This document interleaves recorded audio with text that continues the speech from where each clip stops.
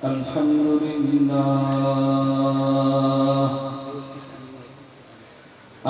لله نحمده ونستعينه ونستغفره ونؤمن به ونتوكل عليه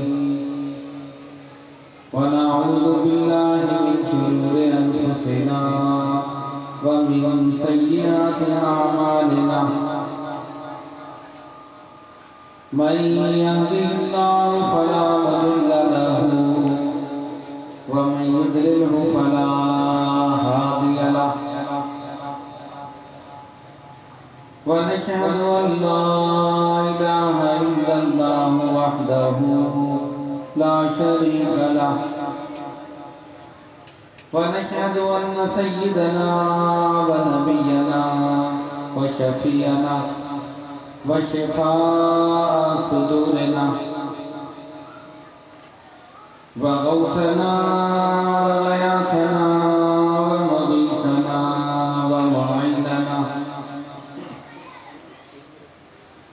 وقطبنا وفريدنا ونظامنا وسراجنا وولانا وأشرفنا ونور عيننا محمدا عبده ورسوله أما بعد فأعوذ بالله من الشيطان الرجيم بسم الله الرحمن الرحيم وَلَنَبْلُوَنَّكُمْ بِشَيْءٍ مِّنَ الْخَوْفِ وَالْجُوعِ وَنَقْصٍ مِّنَ الْأَمْوَالِ وَالْأَنفُسِ وَالثَّمَرَاتِ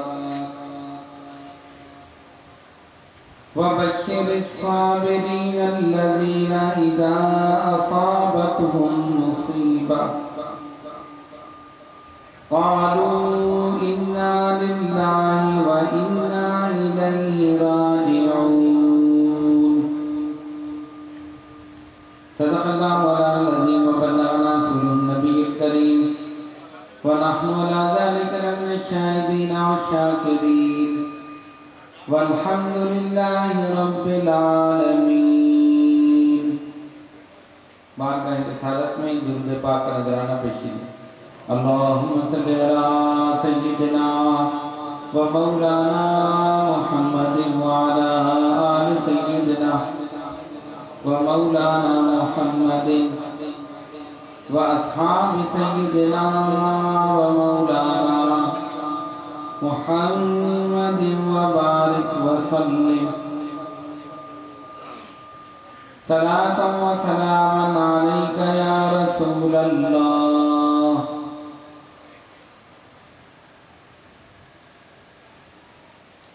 شب عاشورہ میں ہم نے آپ حضرات کے سامنے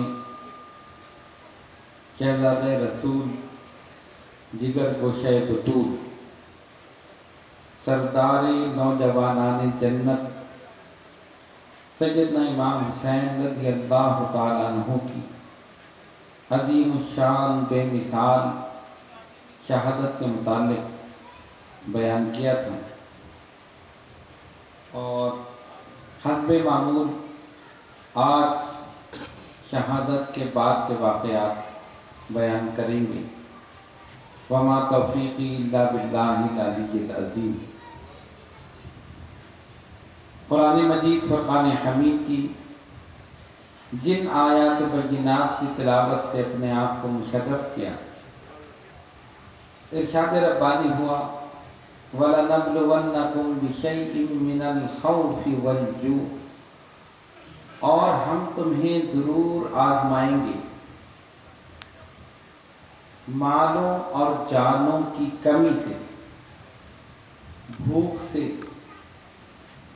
پھلوں کی کمی سے. وَبَشِّرِ الصَّابِرِينَ الَّذِينَ إِذَا أَصَابَتْهُمْ مُصِيبَةٌ، اور وہ جو صبر کرتے ہیں مصیبت کے وقت.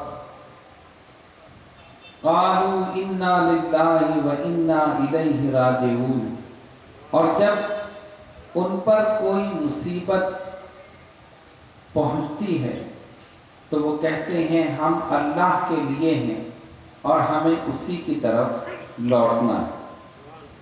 یہ ان آیات بینات کا ترجمہ ہے۔ آپ حضرات سن چکے ہیں کہ سیدنا امام حسین رضی اللہ تعالیٰ عنہ کی شہادت ہوئی۔ اس جنگ میں جو یزیدی لشکر کے لوگ واصل جہنم ہوئے تو انہوں نے کیا کیا کہ اپنے مردوں کو دفنا دیا۔ ابن سعد نے جو یزیدی فوج کا سپہ سالار تھا اپنے مردوں کو دفنا دیا اور اہل بیت اطہار کے مقدس پاکیزہ جسموں کو اور ان کے ساتھ جو رفقا تھے ان کے جسموں کو اسی طرح پڑا رہنے دیا۔ بلکہ یہی نہیں، مزید ظلم اور ستم یہ کیا کہ گھوڑوں کی ٹاپوں سے انہیں روندا، یعنی گھوڑے پر سوار ہو کر آئے اور وہ جو مقدس لاشیں پڑے تھے ان کے اوپر سے گزارا۔ آپ اندازہ کر سکتے ہیں کہ یہ ظلم اور بربریت کی انتہا۔ ایک آدمی کو تم نے مار دیا، ختم کر دیا، مزید ظلم کے اس کی لاش کو بھی ٹکڑے ٹکڑے کرنا۔ گھوڑا جب لاش پہ سے گزرے گا تو کیا کیفیت ہو؟ یہ ظلم کی انتہا ہے۔ خاک و خون میں تڑپایا، بھوکا پیاسا رکھا، پھر شہید کیا اور اس کے بعد لاشوں پر گھوڑوں کو دوڑایا، اپنے مردوں کو دفن کر دیا اور اہل بیت کے ان مقدس اجسام کو اسی طرح پڑھے لینے۔ معتبر روایات کے مطابق جس دن امام حسین رضی اللہ تعالیٰ عنہ کی شہادت ہوئی اس دن سورج کو گہن لگ گئے، دن میں اندھیرا ہو گیا، تارے نظر آنے لگے۔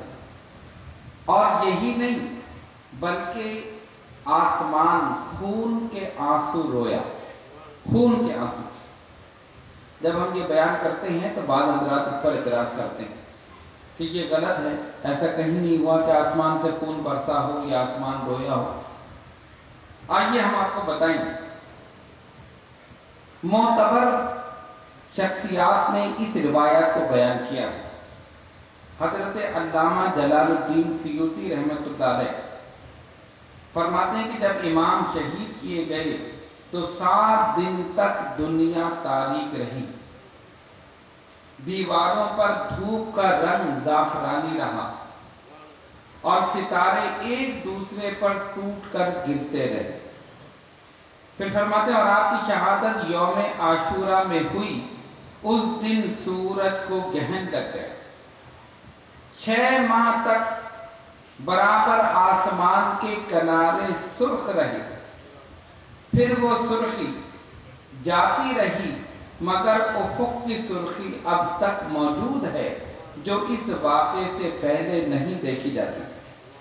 تاریخ الخلفاء میں یہ روایت موجود ہے، امام جلال الدین سیوطی رحمۃ اللہ علیہ۔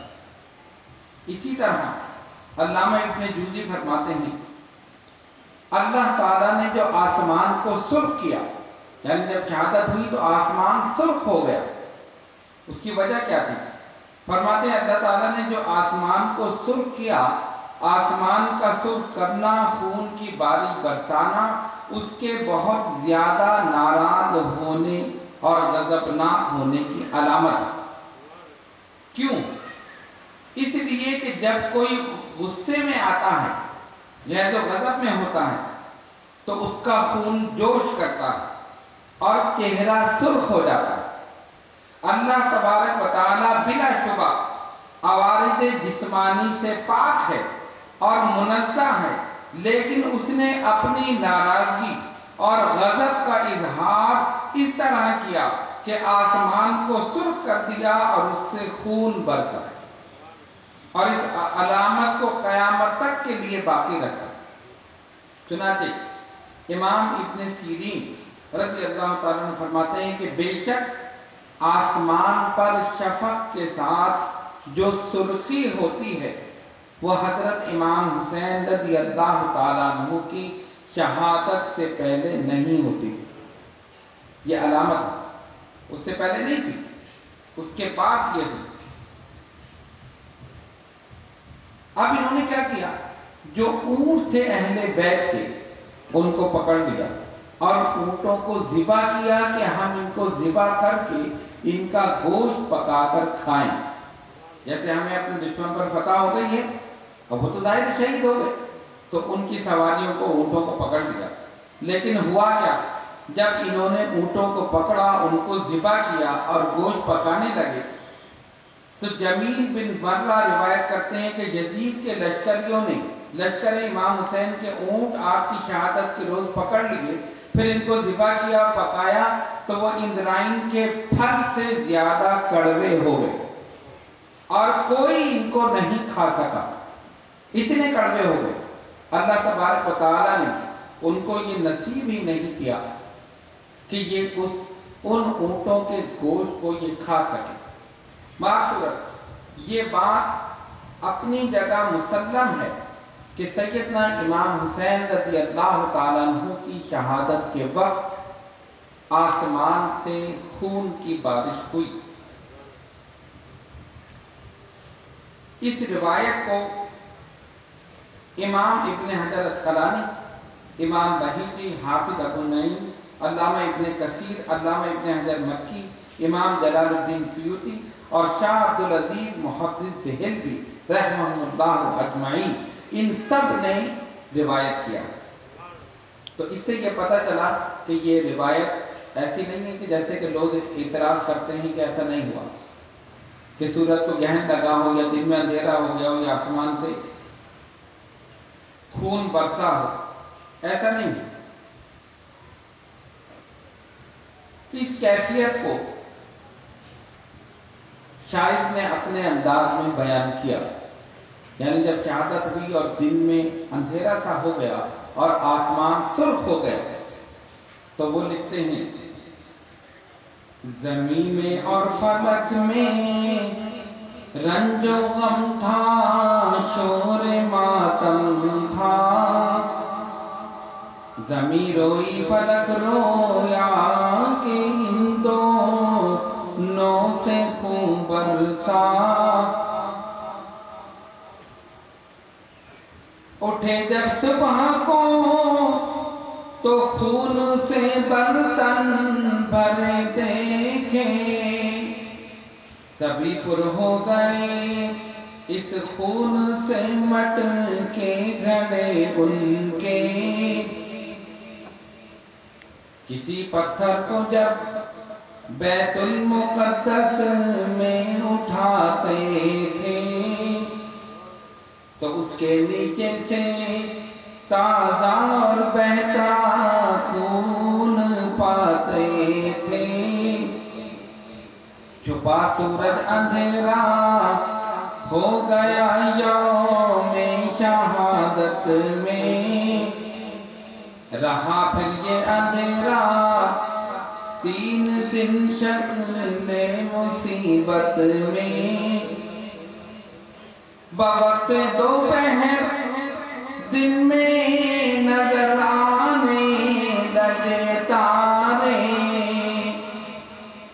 بوقت دوپہر دن میں نظر آنے لگے تارے، برابر 7 دن تک خون روئے آسماں سارے، برابر 7 دن تک خون روئے آسماں سارے.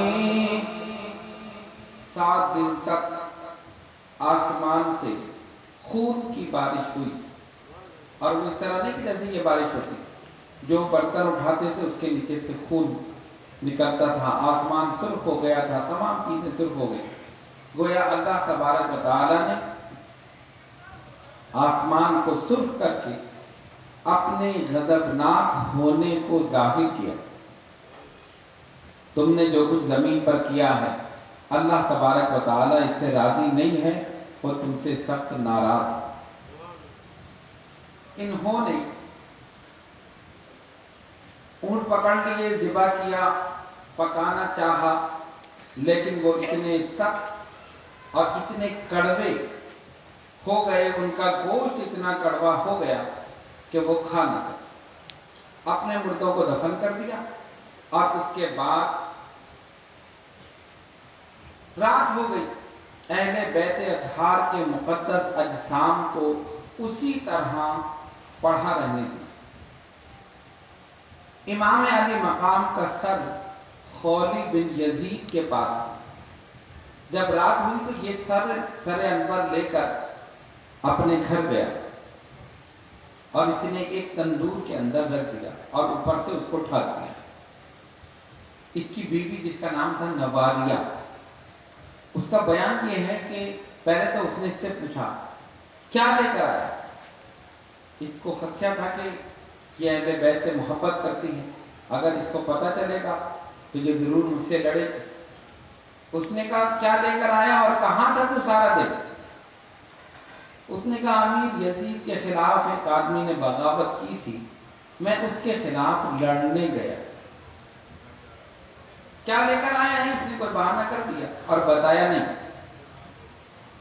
جب رات ہو گئی اور یہ جا کر سو گیا تو نواریہ کہتی کہ میں نے دیکھا کہ اس تندور میں آسمان سے وہاں تک نور کی ایک روشنی، ایک لکیر آ رہی۔ یہ حیران ہوئی کہ اس میں کیا ہے، اس میں روشنی کیسے ہو رہی، اور یہ اوپر سے روشنی جو اس تک آ رہی ہے اور اندر روشنی ہو رہی، کیا وجہ ہے؟ اس نے جب ہٹا کر دیکھا تو سر انور تھا۔ اس نے کہا وہ بدبخت، اس نے یہ کیا کیا؟ اس کو اٹھایا سر انور کو، چہرے مبارک کو صاف کیا جو خون لگا ہوا تھا، جو گرد و غبار تھا، اور اس کو صاف کر کے ایک اونچی جگہ رکھ دیا۔ اور اس نے دیکھا کہ وہی سلسلہ جو تھا وہ پھر جو نور کی لکیر تھی اور روشنی سر انور تک آتی تھی اور آسمان پر جاتی، ایک سلسلہ قائم۔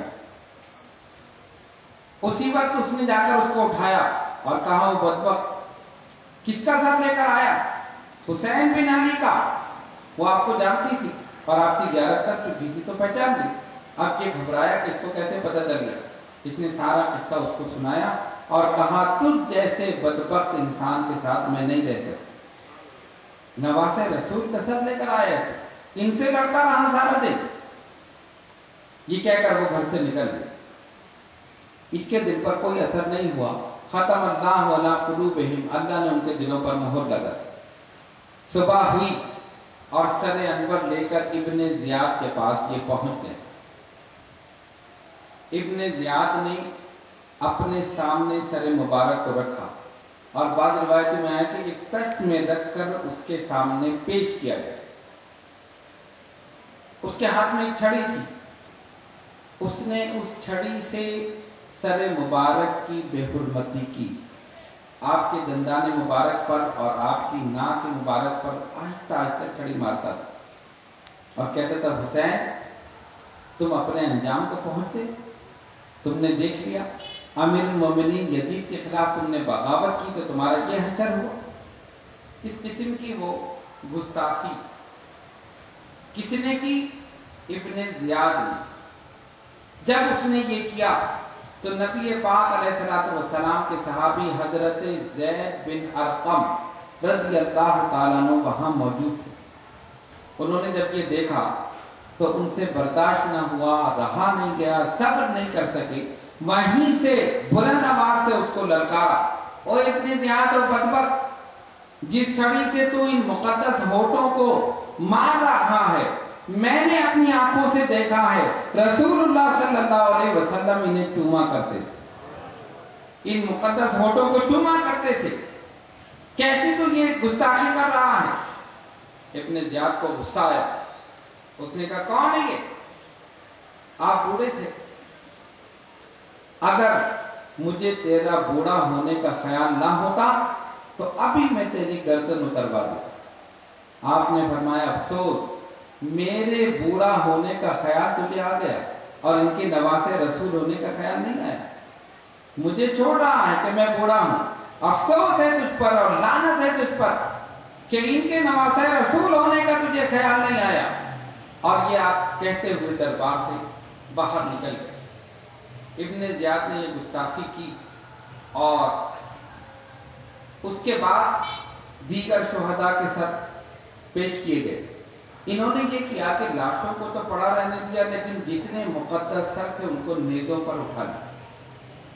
سب سے آگے امام علی مقام کا سر اور پھر دیگر شہداء کا۔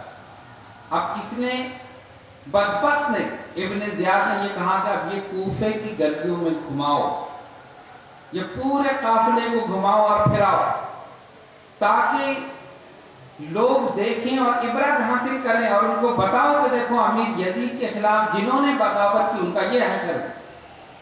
آگے کسی کو ہمت نہ ہو کہ وہ یزید کے خلاف آواز بھی بلند کر سکے، یا کوئی بیعت کے خلاف کوئی آواز بلند کرے یا کوئی تحریک چلائے۔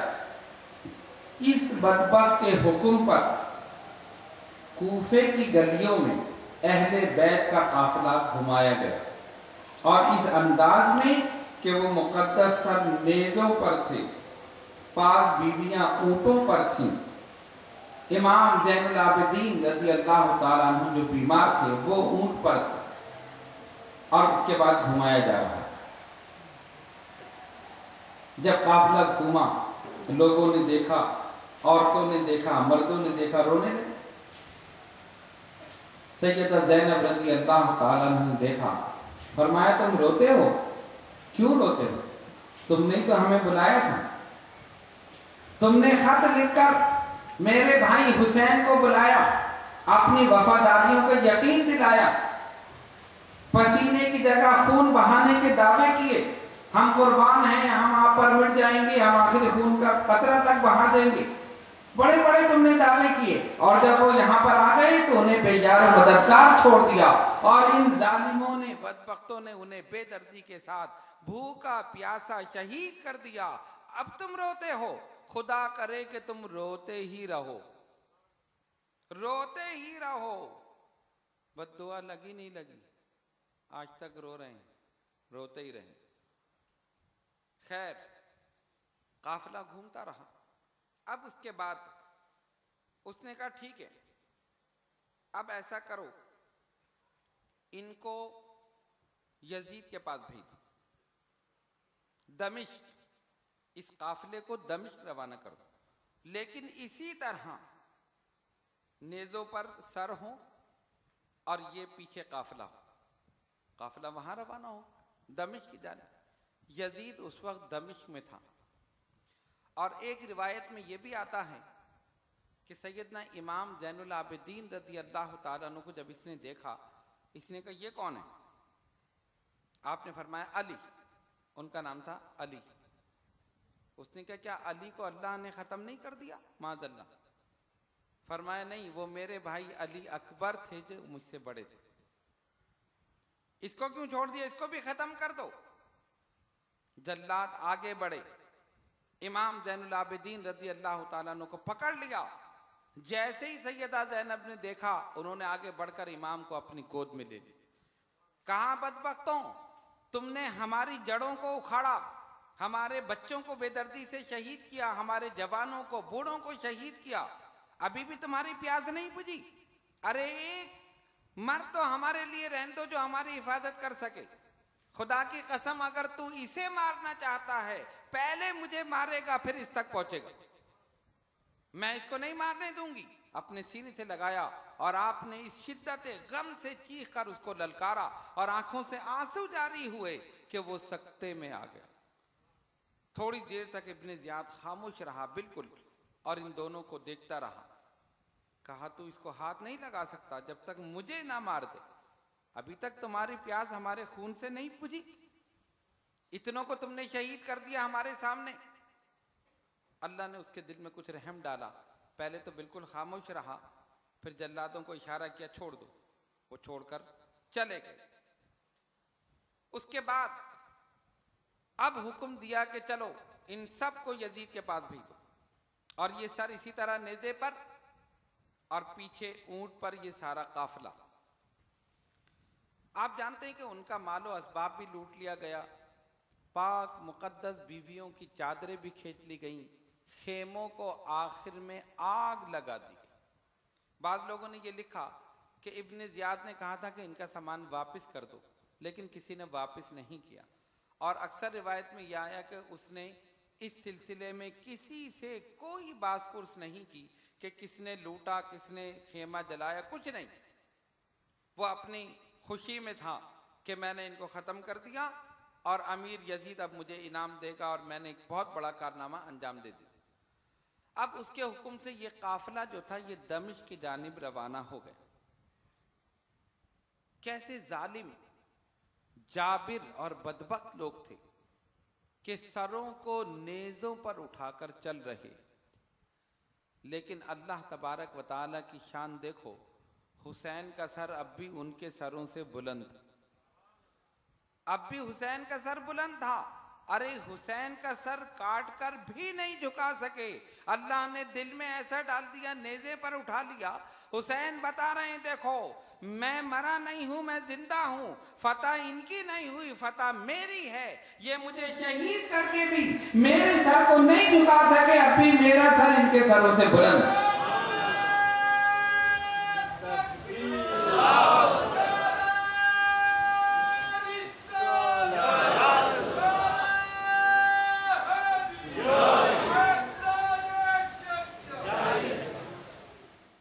اب بھی میرا سر ان کے سروں سے بلند ہے.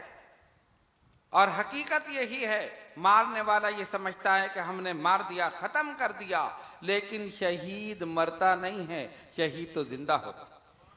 اور غور کرنے کا مقام ہے، جن لوگوں نے شہید کیا، کیا آج ان کا نام کوئی جانتا ہے؟ نہیں. کون کہاں مرا، کس کی قبر کہاں پر ہے، کسی کو نہیں پتا. نام و نشان مٹ گیا. اور اگر نام موجود ہے تو لوگ ذلت کے ساتھ لیتے ہیں، حقارت کے ساتھ لیتے ہیں. کوئی اپنے بیٹے کا نام یزید نہیں رکھتا، کوئی اپنے بیٹے کا نام شمر نہیں رکھتا، کوئی اپنے بیٹے کا نام ابن سعد یا ابن زیاد نہیں رکھتا، کوئی اپنے بیٹے کا نام غلام یزید نہیں رکھتا. لیکن غلام حسین ہزاروں موجود، غلام حسین ہزاروں موجود ہیں. حسین نے بتا دیا حسین زندہ ہے، قیامت تک زندہ رہے. ان کا نام و نشان اللہ نے مٹا دیا جو حسین کو مٹانے کے لیے آئے. اور اگر کوئی نام بھی لیتا ہے تو ذلت کے ساتھ، حقارت کے ساتھ. اور وہ سب کے سب عبرتناک موت ان کی ہوئی، اور وہ سب کے سب واصل جہنم ہوئے، سب کے سب واصل جہنم ہوئے. اس کے بعد اس نے حکم دیا کوفے کی جامع مسجد میں اعلان فتح کیا جائے اور لوگوں کو جمع کیا جائے. جب یہ سارے جمع ہو فتح کا اعلان کرو، ہماری فتح ہوئی ہے. یہ خود گیا بدبخت ابن زیاد، منبر پر بیٹھا اور اس نے یزید پر رحمتوں اور برکتوں کی دعا کی اور کچھ الفاظ ایسے استعمال کیے جو اس کے عزت اور احترام کے لیے. اور اس کے برعکس سیدنا امام حسین رضی اللہ تعالی عنہ اور اہل بیت اطہار اور حضرت علی کرم اللہ تعالی وجہ الکریم، ان کے متعلق نازیبہ زبان اور گستاخانہ الفاظ استعمال کیے. جیسے یہ ہوا تو حضرت علی کرم اللہ تعالی وجہ الکریم کے ایک دوست عبداللہ بن عفیف رضی اللہ تعالیٰ عنہ وہاں موجود تھے، جو کہ نابینا تھے. انہوں نے جیسے ہی سنا، ان کی کیفیت یہ تھی کہ زیادہ وقت مسجد میں گزارتے تھے، جب آتے تھے تو کافی دیر مسجد میں بیٹھے رہتے تھے. انہوں نے جب یہ بات سنی اسی وقت تڑپ کر سب کے سامنے اس کو للکارا. کہا تو حسین بن علی کو اس طرح کہہ رہا ہے اور ان کی شان میں گستاخی کر رہا ہے، تجھ پر لعنت ہو، تیرے باپ پر ہو، کیسے تو نے یہ کہا؟ ارے وہ تو نوجوانان جنت کے سردار ہیں، ان کی پاکی کا اللہ نے قرآن میں بیان کیا ہے. ان کے باپ علی شیر خدا تمام عرب کے سردار ہیں، اور ان کی ماں فاطمہ الزہرا رضی اللہ تعالی عنہا جنتی عورتوں کی سردار. آپ نے جب یہ تمام بات کہی، اس کو یہ امید نہیں تھی کہ مجھے کوئی ٹوکے گا. میں تو اقتدار میں ہوں، اختیار میرے پاس ہے، قوت میرے پاس ہے. اس نے کہا یہ کون ہے؟ ان کے قبیلے کے لوگوں نے بتایا. اس نے کہا اس کی گردن مار دو. لیکن قبیلے کے لوگ درمیان میں آ گئے اور ان کو چھڑا کر لے گئے. لیکن بعض روایتوں میں یہ آیا کہ اس بدبخت نے گھر پر ان کے چھاپا ڈلوایا اور ان کو گرفتار کر کے بعد میں ان کو شہید کرا. لیکن اس محب اہل بیت نے اپنی عقیدت اور محبت کا حق ادا کر دیا اور اہل بیت پر قربان ہو گیا. اب یہ لوگ یہاں سے روانہ ہوئے دمشق کی جانب، کیونکہ یزید اس وقت دمشق میں تھا. اب کیفیت وہی ہے، نیزوں پر مقدس سر ہیں، پاک بیویاں اونٹوں پر ہیں، امام زین العابدین رضی اللہ تعالی عنہ اور دیگر افراد، اور چاروں طرف ان کے سپاہی، اور وہ قافلہ چلا جا رہا. راستے میں ایک گرجا آیا. اس گرجے کا جو ایک راہب تھا وہ باہر نکلا. اس نے دور سے دیکھا کہ ایک قافلہ آ رہا ہے اور کچھ سر ہیں جو نیزوں پر ہیں. قافلے تو بہت سے آتے ہیں، اگر خالی قافلہ ہی ہوتا تو وہ ہو سکتا ہے کہ اندر چلا جاتا. لیکن جب اس نے دیکھا کہ قافلے کے آگے آگے کچھ لوگ نیزے اٹھائے ہوئے اور نیزوں پر سر، بڑا حیران ہوا، یہ انسانی سر، یہ کون ہے، کہاں سے آ رہے ہیں؟ باہر نکلا اور کھڑا ہو گیا. جب یہ قریب پہنچے تو صورتحال کا جائزہ لیا، معلومات کی، تم کون لوگ، کہاں سے آ رہے ہیں، یہ سر نیزوں پر کس کے ہیں؟ انہوں نے بتا دیا. اچھا، تمہارے نبی کے نواسے کا سر، بڑے ظالم لوگ ہو تم نے اپنے نبی کے نواسے کے ساتھ یہ سلوک کیا. اور یہ پیچھے کون ہے؟ کہا یہ ان کا بچا ہوا قافلہ ہے، یہ ان کی بیویاں ہیں، یہ بچے ہیں. اس کے دل پر بڑا اثر ہوا. اس نے کہا میری ایک بات مانو، اگر تم مانو تو میں تم سے کہوں. انہوں نے کہا کیا؟ ایک رات کے لیے یہ سر مجھے دے دو اور اس کے بدلے 10,000 درہم میں تمہیں دیتا ہوں، وہ تم لے لو صرف ایک رات کے لیے. یہ سر مجھے دے دو، سیدنا امام حسین رضی اللہ تعالیٰ اور ان کی پاک بیویاں مقدس اور جو ان کے خاندان کے افراد ہیں، ان کی خدمت کا موقع ہمیں دیں. وہ تو لالچی لوگ تھے، ان کے دلوں پر مہر لگی ہوئی تھی، آخرت کو بھول چکے تھے، ظالم تھے، جابر تھے. پیسہ ان کو نظر آیا، 10,000 درہم مل رہے ہیں. آپس میں گفتگو کی، کہاں ٹھیک ہے، یہ تو بہت اچھا رہے گا، ایک رات کی کیا بات ہے، ایک رات دے دیتے ہیں. امام علی مقام کا سر اس راہب کو دے دیا اور پاک بیویوں کو بھی کہا کہ آپ یہاں پر رات گزار لیں. اس نے ادب اور احترام کے ساتھ ان کو ایک کمرہ دیا. کہا میں اگرچہ مسلمان نہیں ہوں لیکن آپ کے نبی جناب محمد الرسول اللہ صلی اللہ علیہ وسلم کا بڑا ادب احترام کرتا. مجھے تو حیرت ہے کہ انہوں نے امتی ہو کر نبی کے نواسے کے ساتھ یہ ظلم کیا. بہرحال آپ مجھے خدمت کا موقع دیں اور آپ کو جس چیز کی ضرورت ہو آپ مجھ سے طلب کر لیں. ان کو ایک کمرہ دے دیا اہل بیت اطہار کو، اور امام علی مقام کا سر انور لے کر وہ اپنے کمرے میں چلا گیا. اس نے اس مقدس سر کو صاف کیا، جو خون یا گرد و غبار تھا بالوں پر، چہرے پر، وہ سب صاف کیا. جو جو خوشبو اس کو میسر تھی وہ اس نے لگائی اور اس کو ایک اونچی جگہ رکھ دیا اور احترام کے ساتھ ہاتھ باندھ کر کھڑا ہو گیا.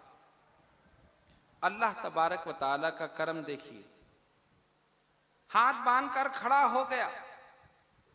اچانک اس نے دیکھا کہ آسمان سے نور کی ایک روشنی سر انور تک آتی ہے اور واپس چلی جاتی ہے. روشنی ہو رہی ہے، پھر خوشبو پھیل گئی. اس نے جب یہ منظر دیکھا، اللہ تبارک و تعالیٰ نے اس کی باطنی آنکھ کو کھول دیا، اس کی قسمت جاگ اٹھی اور اسی وقت اس کی زبان پر کلمہ طیبہ جاری ہو گیا اور کلمہ پڑھ کر مسلمان ہو گیا. اللہ تبارک و تعالیٰ نے اس نے کیونکہ دنیاوی دولت قربان کی تھی، اللہ نے ایمان کی دولت عطا کر دی. وہ بدبخت دنیاوی دولت کے پیچھے تھے، ایمان تو ضائع کر چکے تھے، دنیاوی دولت کے حصول میں تھے. ان کے دل میں کوئی ادب، کوئی احترام، کوئی محبت نہیں تھی. ارے اگر ادب اور احترام ہوتا تو سر نیزے پہ لے کر کیوں گھومتے؟ इसने दुनियावी दौलत कुर्बान की, अल्लाह ने ईमान की दौलत, लाजवाल दौलत उसे अता कर दी।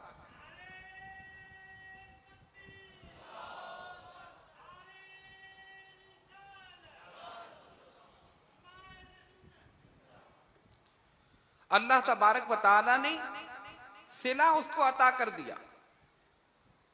इन्होंने क्या किया? सरे अक़दस दे दिया। कैसे दिया? सरे अक़दस उन्होंने दे दिया उसको रकम लेकर, दिया राहिब ने पहले गुस्ल फिर खुशबू मली उस पर, अदब के साथ बैठा उसको अपने सामने रखा, गुजारी रात भर इस तरह जब वो देखता रोता, जो नाजिल होते थे अनवार रहमत आपके सर पर, नजर आता रहा राहिब को इन अनवार का मंजर, इसी बाइस वो मजहब से अपने हो गया ताइब, इसी बाइस वो मजहब से अपने हो गया ताइब, बइखलासो अकीदत अब मुसलमान हो गया राहिब।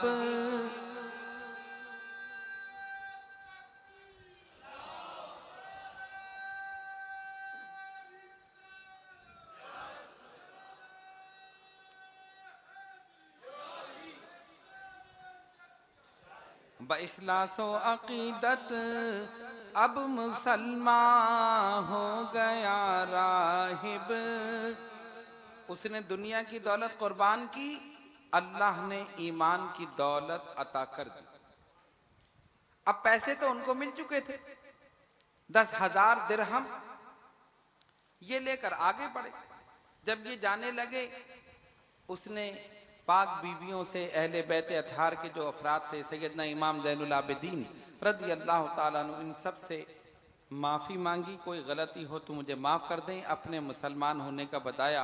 वो सब खुश हुए और उन्होंने इसको दुआएं दी। अब ये काफिला आगे चला, दोबारा सर नेज़ों पर चढ़ा लिए गए और फिर ये चले।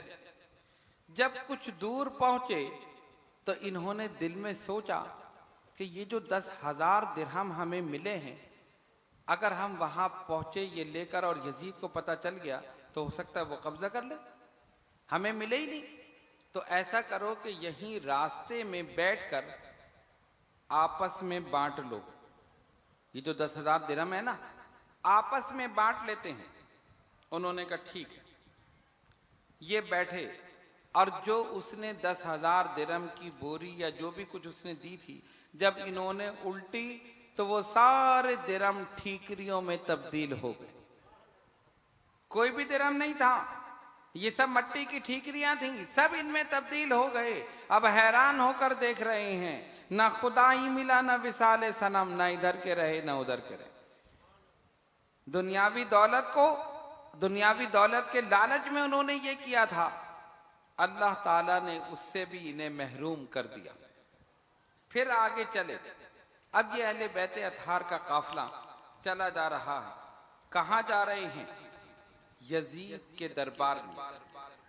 सफर करते करते दमिश्क पहुंचे। दमिश्क खबर पहुंच गई, ये वाकया हो चुका, इमाम शहीद हो गए, इस तरह ये काफिला आ गया है। यजीद के दरबार में सरे अनवर पेश किया गया। इसने भी उसी तरह गुस्ताखी की जिस तरह इब्ने जियाद ने की थी। बाज़ लोग कहते हैं कि नहीं, ये वाक़या इब्ने जियाद का था, ये यजीद पर भी लगा दिया गया। ऐसा नहीं है, मुख्तलिफ रिवायतें हैं और वाक़या दोनों का सेम है। तश्त में रखकर सरे अनवर यजीद के दरबार में पेश किया गया। उसके हाथ में भी एक छोटी सी छड़ी थी। उसने आपके सरे अनवर पर मारी, आपके मुक़द्दस होंठों पर, दांतों पर। और फिर यही नहीं बल्कि इसने मजीद गुस्ताखी ये की کہ سر انور کو لکڑی سے الٹ پلٹ کر رہا۔ اب آپ ذرا سا غور کر سکتے ہیں، تصور کر سکتے ہیں، اہل بیت کے افراد وہاں موجود ہوں، ان کے سامنے امام حسین رضی اللہ تعالیٰ عنہ کے سر انور کے ساتھ یہ گستاخی کی جائے، ان کے دل پر کیا گزر رہی ہو؟ خالی سر انور کو دیکھ کر ہی ان کی حالت عجیب ہو گئی ہوگی کہ جائے کہ اس کے ساتھ یہ گستاخی کی جائے۔ بار بار یہ عمل کرتا رہا تو وہاں حضرت برزہ اسلمی رضی اللہ تعالیٰ عنہ موجود تھے۔ وہاں پر حضرت زید بن ارقم نے ابن زیاد کو للکارا تھا، اور یہاں پر برزہ اسلمی رضی اللہ تعالیٰ عنہ نے یزید کو للکارا۔ فرمایا بدبخت تو کیا کر رہا ہے؟ میں نے اپنی آنکھوں سے دیکھا ہے رسول اللہ صلی اللہ علیہ وسلم ان مقدس ہونٹوں کو چوما کرتے تھے، حضور اپنے مبارک ہونٹ ان ہونٹوں سے لگایا کرتے تھے، اور تو یہ گستاخی کر رہا ہے ان کے ساتھ۔ اس نے دیکھا یہ کون آ گیا، مجھے ٹوکنے والا کون ہے یہ؟ لوگوں نے بتایا، اس نے بھی یہی کہا اگر اس کے بوڑھا ہونے کا خیال نہ ہوتا تو میں اس کا سر قلم کرا دے۔ آپ نے فرمایا افسوس، میرے بوڑھا ہونے کا خیال آ گیا اور ان کے نواسہ رسول ہونے کا خیال نہیں آیا۔ اس کے بعد آپ روتے ہوئے وہاں سے روانہ ہو گئے۔ ایک روایت میں یہ آتا ہے کہ یزید نے جب یہ دیکھا تو اس نے ابن زیاد پر لعنت کی، لعنت ہو ابن زیاد پر، اس نے ایسا کام کیا، اگر مجھے پتا ہوتا تو میں کبھی ایسا نہیں ہونے دیتا، میں حسین سے خود بات کر لیتا، میں خود ملاقات کر لیتا۔ اس نے نہ ملاقات کرنے دی، نہ کچھ کیا، اور ان کو بے دردی کے ساتھ بھوکا پیاسا شہید کر دیا۔ اس نے یہ باتیں کی اور یہ ایک روایت موجود ہے، لیکن بعض علماء نے لکھا کہ اگر واقعی اس کو افسوس ہوتا تو ابن زیاد کو سزا کیوں نہیں دی؟ جتنے بھی قاتلان حسین تھے یا آپ کے رفقا کے قتل میں جو جو بھی شامل تھے سب ظاہر تھے۔ لشکر میں کون کون تھا؟ خولد بن یزید، عمر بن سعد، شمر ذی الجوشن، اسی طرح جتنے بڑے بڑے اشقیاء تھے سب کو یزید جانتا تھا۔ اس کو پتا تھا کہ کون کون اس فوج میں موجود ہے، کس نے کیا کیا ہے۔ اگر اس کو واقعی افسوس ہوتا تو ان میں سب کو ایک ایک کو وہ سزا دیتا، تب پتہ چلتا کہ واقعی اس کو افسوس تھا اور اس کو اس واقعے پر ندامت ہوئی، لیکن ایسا نہیں ہوا۔ کسی ایک کو بھی، ایک قاتل کو بھی یزید نے اپنے سامنے اپنے دور میں کسی ایک کو سزا نہیں دی، سب آرام سے گھومتے پھرتے رہے۔ یہ بعد میں ان کا جو انجام ہوا ہے یہ سب بعد میں ہوا۔ اس کے بعد ایک روایت یہ بھی ہے کہ اس نے اپنے گھر میں جو عورتیں تھیں، جب اہل بیت کی خواتین آئیں تو ان کو گھر میں بھیجا اور اپنی عورتوں سے کہا کہ ان کے ساتھ مل کر افسوس کرو، ماتم کرو، رو، بیان کرو، تاکہ ان کا غم ہلکا ہو جائے اور یہ پتہ چلے کہ ہمیں کچھ پتہ نہیں تھا، ہم اس میں شریک نہیں ہیں۔ چنانچہ یزید کے گھر کی جو عورتیں تھیں انہوں نے ماتم بھی کیا اور انہوں نے افسوس بھی کیا، اور اس کے بعد جو لوٹا ہوا سامان تھا وہ یزید نے واپس کیا۔ واپس اس طرح ہوا کہ جنہوں نے لوٹا وہ تو لوٹ لیا، لیکن اس نے یہ حکم دیا کہ جو جو چادریں یا جو جو چیزیں لوٹی گئی ہیں وہ نئی ان کو دے دی جائیں، تو وہ ان کو دے دی گئی اہل بیت۔ اس کے بعد ان سے ایک بدبخت سپاہی، اس کی فوج کا سپہ سالار یا جو بھی تھا وہ دربار میں موجود تھا، اس نے ایک اہل بیت میں ایک خاتون جن کا نام تھا فاطمہ، ان کو دیکھا اور یزید سے کہا کہ یہ لڑکی مجھے چاہیے۔ جیسے ہی سیدہ زینب نے دیکھا رضی اللہ تعالی عنہا، آپ نے فرمایا نہیں، یہ نہیں ہو سکتا، تجھے کوئی اختیار نہیں ہے کہ تو اس کو لے لے، نہ تجھے اختیار ہے نہ یزید کو اختیار۔ یزید نے جب اپنا نام سنا اس نے کہا یہ کیسے کہتی ہو، مجھے اختیار ہے۔ میں چاہوں تو لے سکتا ہوں۔ آپ نے فرمایا خدا کی قسم تو نہیں لے سکتا، اللہ نے تجھے اختیار ہی نہیں دیا ہے الا یہ کہ تو ہماری ملت سے خارج ہو جا، یعنی تو اسلام کو چھوڑ دے تب لے سکتا ہے، ورنہ نہیں لے سکتا۔ اللہ نے اس پر کچھ رعب غالب کیا، کچھ دیر خاموش رہا اور اس کے بعد اس نے اس سپاہی کو ڈانٹ کر بٹھا دیا۔ پھر اس نے گستاخی کی اور جب اس کو پتہ چلا پوچھا یہ کون ہے؟ لوگوں نے کہا یہ حسین کی بہن ہے سیدہ زینب رضی اللہ تعالیٰ عنہ۔ دیکھا اللہ نے تمہارے بھائی کے ساتھ کیا کیا، کیسا اس نے حشر کیا ہے، ہمیں اس نے عزت دی، ہمیں فتح دی اور ان کو ذلیل کر دیا۔ آپ نے فرمایا یہ وقت بتائے گا کہ کس کو عزت ملی اور کون ذلیل ہوا ہے۔ ان کے لیے شہادت مقدر تھی، ان کو شہادت مل گئی اور وہ شہادت کے عظیم منصب پر فائز ہو کر جنت الفردوس میں پہنچ گئے۔ قیامت کا دن ہوگا، ایک طرف حسین ہوں گے اور ایک طرف تو ہوگا۔ حسین کے مددگار رسول اللہ صلی اللہ علیہ وسلم ہوں گے اور تیرا مددگار کوئی نہیں ہوگا، پھر تجھے پتہ چلے گا تو نے کیا کیا۔ آپ نے اس جرأت اور بہادری کے ساتھ دربار یزید میں خطاب کیا کہ سناٹا چھا گیا۔ ایک روایت میں آتا ہے کہ جب باجے بجنا شروع ہوئے، ان کی آواز بلند ہوئی تو یزید کے بیٹے نے امام زین العابدین سے کہا یہ ہماری فتح کی آواز ہے، یہ ہماری فتح کی آواز ہے، جواب دو۔ فرمایا میں تھوڑی دیر کے بعد جواب دوں گا۔ کچھ دیر کے بعد اذان ہوئی، جیسے ہی اذان ہوئی امام زین العابدین نے فرمایا یہ ہماری فتح کی آواز ہے، تمہاری یہ آواز تو بج کر بند ہو جائے گی، ختم ہو جائے گی، ارے یہ آواز جو ہے دن میں 5 مرتبہ آتی ہے اور قیامت تک آتی رہے گی اور ہمارے نانا کی شان بیان کرتی رہے گی، یہ ہماری فتح کی آواز ہے۔ سیدہ زینب رضی اللہ تعالیٰ عنہ نے بے مثال خطاب کیا اور اس کو خاموش کر دیا۔ اس کے بعد یزید نے کہا آپ لوگ کیا چاہتے ہیں؟ فرمایا ہم یہ چاہتے ہیں کہ ہمیں مدینہ طیبہ روانہ کر دیا جائے۔ امام زین العابدین نے فرمایا ہم تجھ سے کیا حسن سلوک کی توقع کریں، جو کچھ ہو چکا اس سے بڑھ کر اور کیا ہو سکتا ہے، ہم صرف یہ چاہتے ہیں کہ ہمیں اور جو پاک بیویاں مقدس بیویاں ہمارے ساتھ ہیں، ہمارے قافلے میں جو بھی ہیں، ان سب کو بحفاظت مدینہ منورہ پہنچا دیا جائے۔ یزید نے کہا ٹھیک ہے۔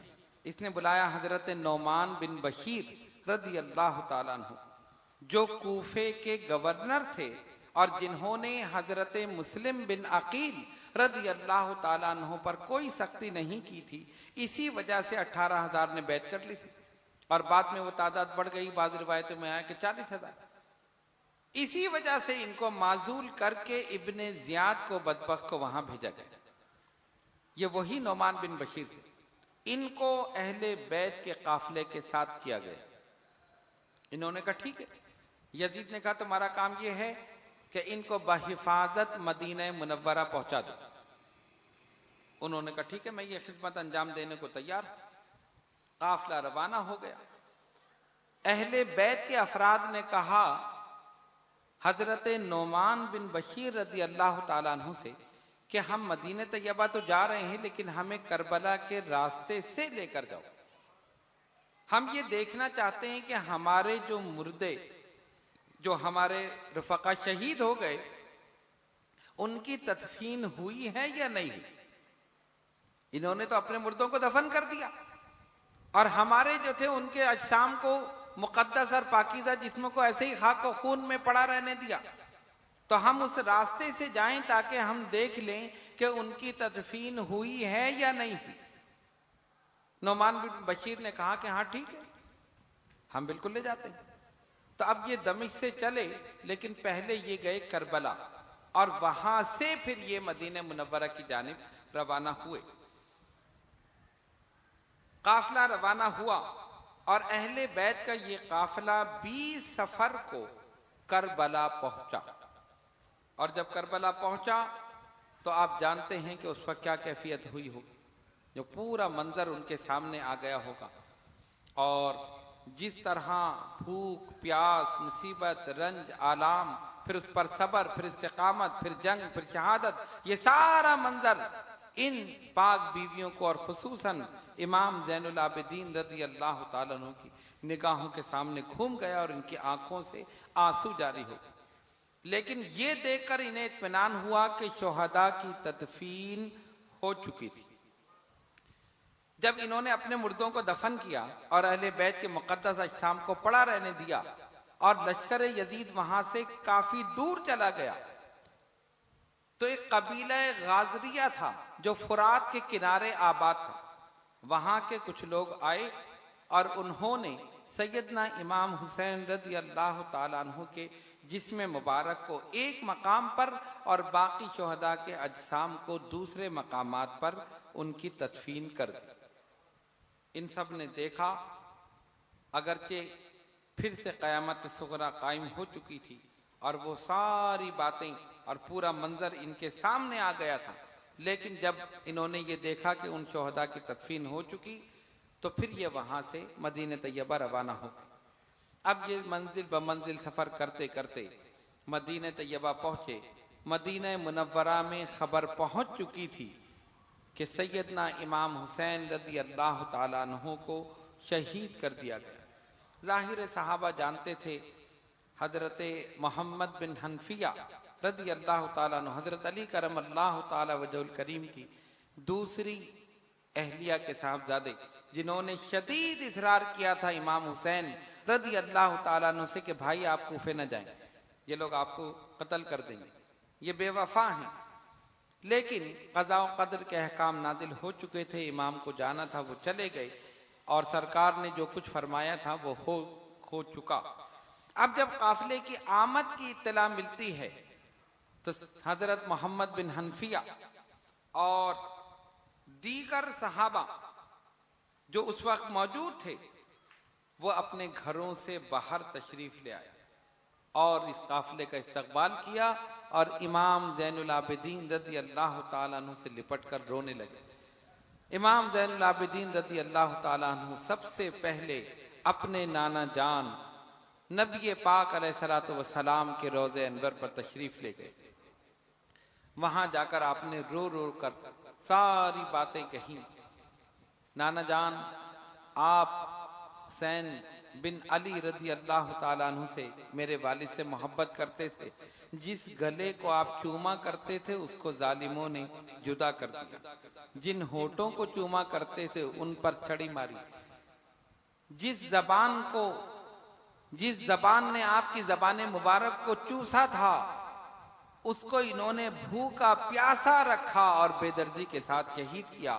ایک ایک بات روضہ رسول صلی اللہ علیہ وسلم پر رو رو کر امام زین العابدین بیان کر رہے ہیں، لیکن میرا ایمان یہ کہتا ہے امام زین العابدین تو بیان کر رہے ہوں گے، رسول اللہ صلی اللہ علیہ وسلم یقیناً یہی فرما رہے ہوں گے. زین العابدین مجھے کیا بتا رہے ہو، میں تو خود سارا منظر دیکھ رہا ہوں، مجھے کیا بتا رہے ہو. روایت میں آتا ہے حضرت ام المومنین ام سلمہ رضی اللہ تعالی عنہا نے خواب میں دیکھا حضور پر نور علیہ الصلوۃ والسلام تشریف لائے ہیں، سرکار کی داڑھی مبارک ریش مبارک اور حضور کے سر کے بال مبارک ان پر گرد و غبار ہے، سرکار کے ہاتھ میں ایک شیشی ہے اس میں خون ہے. عرض کی یا رسول اللہ صلی اللہ علیہ وسلم میرے ماں باپ قربان یہ کیا کیفیت ہے؟ فرمایا میں ابھی کربلا سے آ رہا ہوں، حسین کی شہادت گاہ سے میں آ رہا ہوں، آج میں سارا دن حسین اور ان کے رفقا کا خون اس بوتل میں لیتا رہا. اسی طرح حضرت ابن عباس اور دیگر صحابہ کی بھی روایت ملتی ہے اور انہوں نے وہ دن وہ تاریخ وہ وقت نوٹ کر کے رکھا اور جب یہ قافلہ واپس آیا تب ان کو پتہ چلا کہ وہی دن تھا وہی تاریخ تھی جب سیدنا امام حسین رضی اللہ تعالیٰ عنہ میدان کربلا میں شہید ہوئے. تو رسول اللہ صلی اللہ علیہ وسلم کو تو معلوم تھا. امام زین العابدین رضی اللہ تعالیٰ عنہ نے اس کے بعد اپنی رہائش مدینہ طیبہ سے دور، اگرچہ وہ علاقہ مدینہ طیبہ میں ہے لیکن جو پرانا مدینہ تھا جو اس وقت جو آبادی تھی اس سے بالکل الگ ایک جگہ قائم کیا اپنا مکان، اس کا نام تھا بیت الحزن، غم کا گھر، بیت الحزن۔ مدینہ طیبہ میں وہ آج بھی موجود ہے۔ اسی سال ہم نے اس گھر کی زیارت کی، اس کی دیواریں تقریباً گر چکی ہیں، لیکن محکمہ آثار قدیمہ نے اس کے گرد ایک گریل سی لگا دی، اس وجہ سے وہ محفوظ ہے، ورنہ یہ حکومت تو اسے بھی ختم کر دیتی۔ آثار قدیمہ نے ایک بورڈ لگا دیا تو اس کا نام ہے بیت الحزن۔ وہاں پر امام زین العابدین رضی اللہ تعالیٰ عنہ نے اپنا مسکن بنایا، اپنا مقام بنایا، اپنا گھر بنایا۔ لوگوں سے زیادہ ملتے جلتے نہیں تھے، کثرت سے روزہ رکھتے تھے، اور جب افطار کے وقت پانی یا کھانا آتا تھا تو اس کو دیکھ کر روتے تھے۔ یہی وہ پانی ہے جس کو میرے بھائی علی اکبر ترس گئے، یہی وہ پانی ہے جس کے لیے علی اصغر نے اپنی جان دے دی، یہی وہ پانی ہے جو میرے بابا جان اور ان کے رفقا کو میسر نہیں آیا۔ آپ کے صاحبزادے نے ایک دن آپ سے پوچھا کہ میں نے آپ کو کبھی ہنستے ہوئے نہیں دیکھا۔ لوگ ہنستے ہیں، مسکراتے ہیں، ہنسی مذاق کرتے ہیں، لیکن بابا جان میں نے پوری زندگی میں آپ کو کبھی ہنستے ہوئے نہیں دیکھا۔ فرمایا بیٹا ان آنکھوں نے کربلا کا نقشہ دیکھا ہے، اگر تم بھی وہ نقشہ دیکھ لیتے تو تم بھی ساری عمر ہنسنا ہی بھول جاتے۔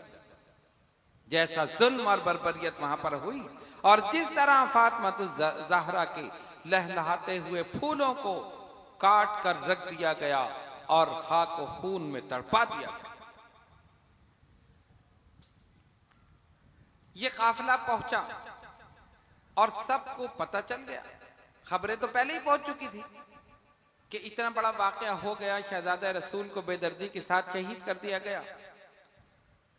اب یزید کو فکر ہوئی، ظاہر جہاں خبر پہنچی بغاوت ہو گئی، کہ صرف بیعت کی وجہ سے، صرف اس وجہ سے کہ بیعت نہیں کی انہوں نے ان کو شہید کر دیا، ان کے رفقا کو شہید کر دیا، اور بھوکا پیاسا بے دردی کے ساتھ بغاوت شروع ہو گئی۔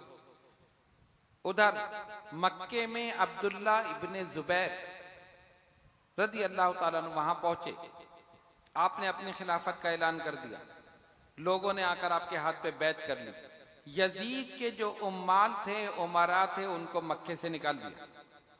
مکے میں عبداللہ ابن زبیر نے اپنی حکومت قائم کر لی، خلافت۔ اس واقعے کے بعد ادھر مدینے میں بغاوت شروع ہو گئی۔ جب یہ خبر پہنچی تو اس نے کیا کیا، مسلم بن عقبہ کو بلایا اور کہا کہ تم ایک لشکر لے کر جاؤ، مدینہ طیبہ کا محاصرہ کرنا، ان سے کہو کہ وہ میری بیعت کریں، اگر وہ سب تیار ہو جائیں تو محاصرہ ختم کر دو، اور اگر نہ تیار ہوں تو پھر جو چاہو ان کے ساتھ سلوک کرو، تمہارے لیے مدینہ مباح ہے، یعنی جو چاہو ان کے ساتھ لوٹ مار قتل و غارت گری جو چاہو کر سکتے ہو، جو کر سکتے ہو کر لو۔ مسلم بن عقبہ نے کہا میں تو بیمار ہوں، اس نے کہا بیمار ہوں لیکن تم سے بہتر یہ کام اور کوئی نہیں کر سکتا۔ مسلم بن عقبہ 20,000 کا لشکر لے کر مدینے کی جانب روانہ ہو گئے۔ جب یہ بدبخت انسان وہاں پہنچا، اس نے پہلے محاصرہ کیا اور بیعت کے لیے کہا۔ ظاہر ہے ایسی صورت میں بیعت تو ناممکن تھی، اگر امام علی مقام موجود ہوتے تو بات الگ تھی، ان کو بے دردی کے ساتھ شہید کیا، ان کے رفقا کو ان کا مال لوٹا، ساری چیزیں ہونے کے بعد پھر بیعت کا مطالبہ، یہ تو ناممکن تھا، ہو ہی نہیں سکتا، سب نے انکار کر دیا۔ پھر اس کی فوجیں یعنی جو یزید کی فوجیں تھیں، مسلم بن عقبہ کی سربراہی میں سپہ سالاری میں مدینہ طیبہ میں داخل ہو، اور اس کے بعد انہوں نے کیا کیا جس کو بیان کرتے ہوئے بھی شرم آتی ہے۔ کافی تعداد میں صحابہ کو بے دردی سے شہید کیا، تابعین کو شہید کیا۔ حضور علیہ الصلوۃ والسلام کے صحابہ، حضور کی محفل میں مجلس میں رہنے والے، ان کی داڑیاں کھینچی گئیں، بے دردی کے ساتھ شہید کیا گیا، ان کی پاکیزہ عورتوں کی بے حرمتی کی گئی، ان کے مکانات کو لوٹ لیا گیا، یہاں تک کہ مسجد نبوی میں فوج نے اپنے گھوڑے باندھ دی۔ हुजूर अलैहिस्सलातु वस्सलाम के मिंबर के पास घोड़े बांध दिए, घोड़ों ने वहां पेशाब किया, लीक की, हुजूर की मस्जिद को नापाक किया, और इसने हुक्म दिया जो भी जहां नजर आए उसका सर कलम कर दो, किसी मर्द को जिंदा ना छोड़ो। उन्होंने यही किया। हजरत सईद बिन मुसैयब रदी अल्लाह ताला अन्हु, जो ताबई, वो फरमाते हैं कि मैं मस्जिद में दाखिल हुआ, मैंने देखा कि ये लोग जहां जाते हैं कत्ल करते हैं, हुजूर की मस्जिद में कोई नमाज पढ़ने नहीं आए। मैंने अपने बालों पर मिट्टी डाल ली, अपने चेहरे पर अपने कपड़ों को फाड़ लिया, ऐसे कि जैसे कोई मजनू दीवाना, और मस्जिद के एक कोने में छुप कर बैठ गया। यजीदी फौज दाखिल हुई, इन्होंने घोड़े बांधे, घोड़ों ने पेशाब किया, लीद की, मस्जिद को नापाक किया, कोई मस्जिद में नहीं आया। कहते मुझे देखा, उन्होंने कहा पकड़ लो इसको, ये कैसे जिंदा है, इसके भी सर उतार दो। उन्होंने पकड़ा, मैंने कुछ ऐसी हरकतें की तो उन्होंने कहा नहीं ये तो पागल है, मजनून है, इसको छोड़ दो, ये दीवाना है। हजरत सईद बिन मुसैयब रदी अल्लाह ताला अन्हु फरमाते हैं 3 दिन तक मैं हुजूर की मस्जिद में छुपा रहा, 3 दिन तक ना अजान हुई ना नमाज हुई।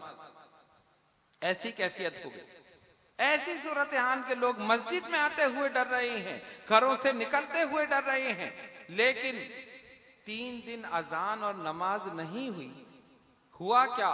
फरमाते हैं मैं 3 दिन हुजूर की मस्जिद में छुपा रहा, ना अजान हुई ना नमाज हुई, लेकिन इन 3 दिनों में मैं रोज़े रसूल से अजान की आवाज भी सुनता था, जमात की आवाज भी सुनता था।